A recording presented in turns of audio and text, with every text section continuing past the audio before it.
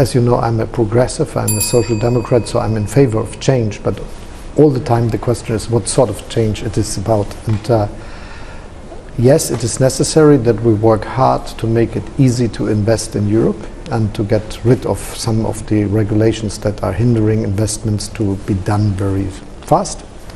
But on the other side, I think we have good chances for Europe to grow, and we have the best in Germany. Yes, it is true that we faced a really heavy storm after the Russian aggression against Ukraine and all the consequences it had for the energy supply to Germany, for prices and many other things, but we are now behind all the biggest difficulties. Inflation is down again, and this will also help investments, especially when it comes to housing. So I'm quite confident that with some extra activities we will have a chance to speed up growth. One of the proposals I make will be very similar to things you are used to in the United States. So it is about a tax credit which you get for investments in Germany, easily to be handled, and something that will boost investment.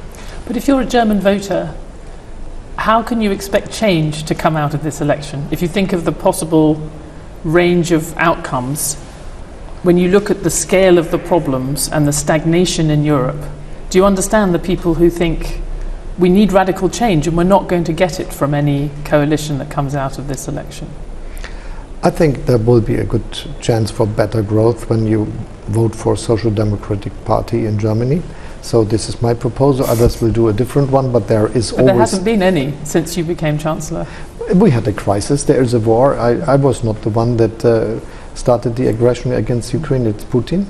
And we worked against him and his aggression. We supported Ukraine. We increased our spending for defense, and we organized our economy in a way that it was able to live with all these radical changes that came to us. So now we are at a good starting point. Coming back to the European Union, I'd say the biggest thing we have to achieve is to develop the capital markets union, which has to come from a question of finance ministers to a question of leaders, because it is obvious also when you look at the Draghi report that this is the main question for better growth in Europe. And so we have to do it and not to speak just about it. And will there be meaningful progress on that in the next few I'm months? sure. Are we talking a year? I spoke to many, and also that this is a leadership question. And this means that many have to be ready to accept that not all these small advantages of the one country and the other country could continue. It is better to have a capital market in Europe that is ready to finance growth of companies from the equity market. And that's what we are having to do. And that's the big difference between the United States and Europe, though we have even more money for investment in Europe. President Trump seems to be in a hurry to put tariffs on European cars. Should the European Union it might happen as soon as April, should the European Union be cutting their tariffs in advance of that to avoid that? First, I have to admit that I'm in favor of free trade. I think this is a big advantage we have in the world, and that many of the wealth and the growth we have in the world is because of free trade. So it must be fair free trade, yes, but free trade is better than tariffs and protectionism. I don't think that this will work. So it should lower tariffs? When it comes to the European Union, I think everyone knows that we are a big economic area with a lot of strength, where policy about tariffs is something that is our common policy. So we are strong enough to react to everything that is harming European economy. But we should react always, but in a way that is always offering the chance for an agreement, because it's better for all parties involved, especially on both sides of the Atlantic. But is the European Union considering cutting tariffs before any announcement on cars? We invite the United States to discuss with the responsible authorities about what we can do for a better progress that serves all of us. There is a willingness. And so I'm sure it's better if we agree to something that helps all of us. And it is good to know that Europe is strong enough to act and to react. You talk about it being a common project, but Donald Trump has made clear that he wants to do reciprocal tariffs. He doesn't want a WTO approach where all the rules are on the same countries. And even with the European Union, he might want to have a different tariff regime for France and Italy and Germany. What would you do then? The European Union is a unified economy and has... but there's nothing to stop the US doing that. But it has common tariffs, and we act together, and we will stick together, which I think is also important. And so I'm quite confident that a good solution is feasible, and everyone should work to make it happen.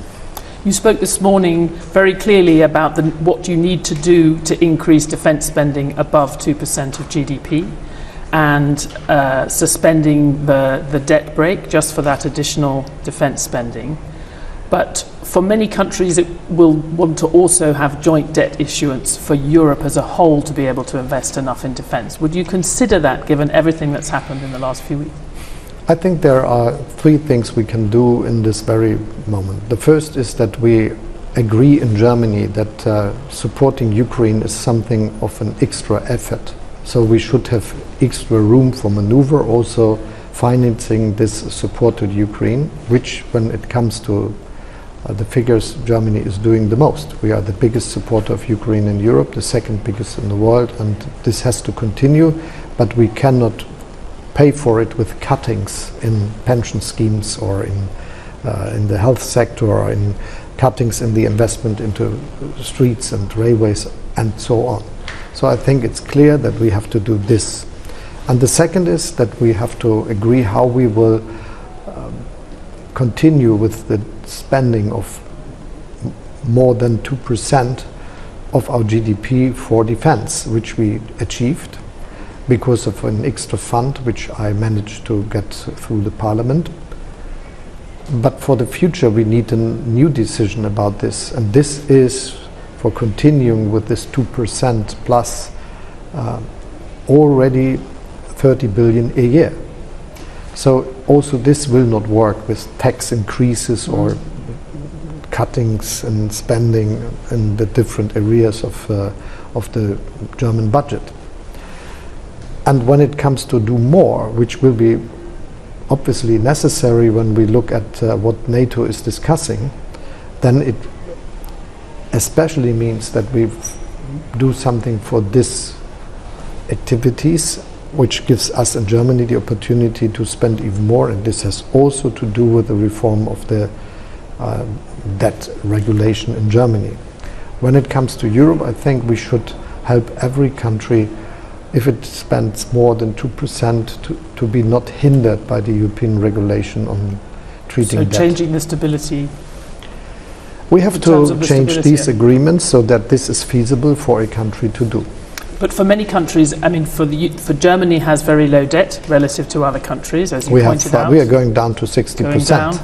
Other countries will find it very difficult to keep issuing more and more debt because, as you pointed out, they're over 100%, maybe over 140% of GDP. You don't think this is a time for joint debt issuance? All of the things that have happened. It's a very difficult question to go into it, and I was the designer of the recovery fund which we had after the Corona crisis, or during the Corona crisis, to go through this very difficult times. And the idea was that we have something which is giving direct support to countries, and other aspects which is just another way of taking money from the market. So my view is that the first thing to do is now to give room for acting to the different member states. But it sounds like that could be a model for expanding defence spending in the future for Europe.